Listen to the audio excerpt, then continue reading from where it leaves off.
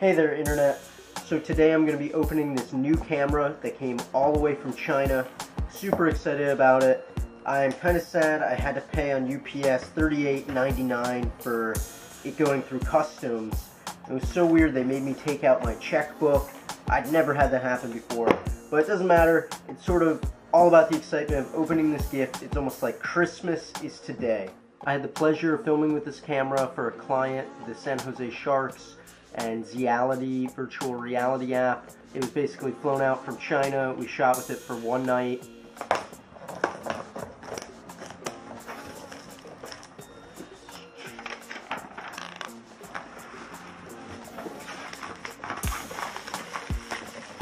Zcam S1 professional virtual reality camera. It's like Santa Claus is real. Oh my god. It is amazing. Unlock it, I guess. Here's where your batteries go in. So it just pops in there, right like that. And then you got your lock button. And now it's locked in place. Perfect. Easy design. This camera has 4 fisheye lenses, which is 2 more than the Kodak Pix Pro, 2 more than the Ricoh Theta, 2 more than the Samsung Gear 360. These extra lenses give you a greater field of view, makes it a lot easier to stitch it together. Supposedly it comes with automatic stitching software, but beyond that you can also shoot in 60 frames per second. 60 frames per second allows you to do slow-mo, allows you to do a whole lot of other things. It can do simultaneous recording while also streaming it online using the Gigabyte Ethernet port and 4 HDMI ports. So you see all that stuff in the bottom there? That means that this can live stream in 360. So I believe this is the protective cap you put over it when you're not using it. It feels like the lenses are going to get scratched quite easily on this.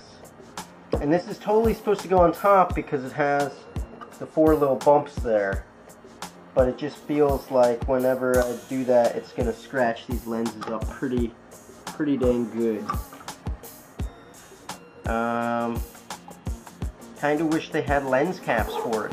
One of the greatest things that I love about these Kodak cameras is that they got a nice little lens cap that you can put on in order to protect the lens.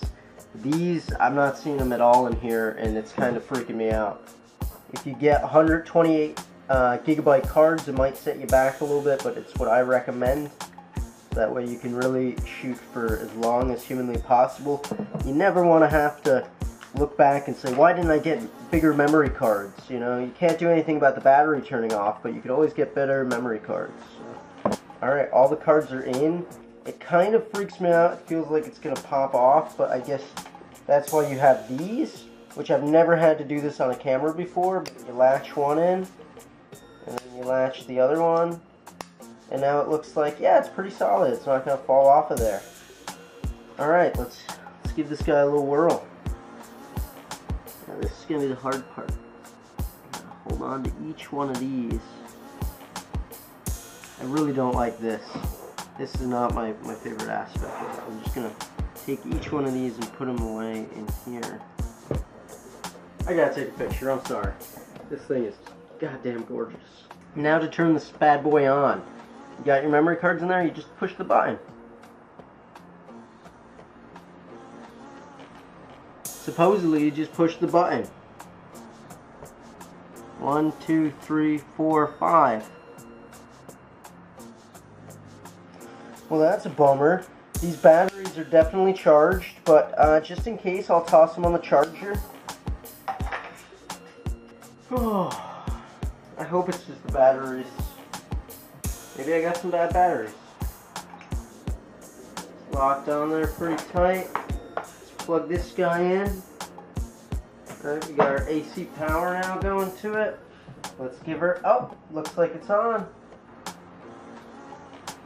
It is now recording.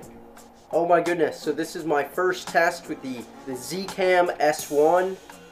This brand new camera. I'm going to do a little walk around.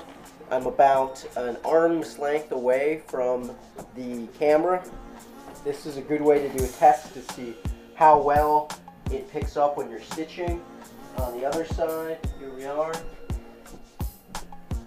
Another thing I want to test out is how stable it is if I'm doing a handheld. So we can kind of see here what that's like. A little handheld test. And I'm going to put it in the middle. Now I'm going to do the super close test. I'm going to go pretty much as close to it as I can go. A couple centimeters away. You can also measure this if you really want to get precise, but I'm just thinking, you know, how people interact with it. They're going to go up to the camera about this far. So anyway, this was my test of the Z-Cam S1. It's sort of a half review video. I think the camera is amazing, the quality is amazing. Let's try it with even lower lights. If I turn off these overheads, how well does this pick up? And the better comparison, how well does it pick up compared with the Kodak? So here's one, camera A, and now the Kodak camera B. Thank you so much for watching. Please subscribe and leave me a comment if you have other questions about this camera or you want to see me test it in a certain way. I'm always interested to hear your feedback and I really appreciate the messages. So thanks again and have an amazing new year if I don't see you before then. Happy 2017.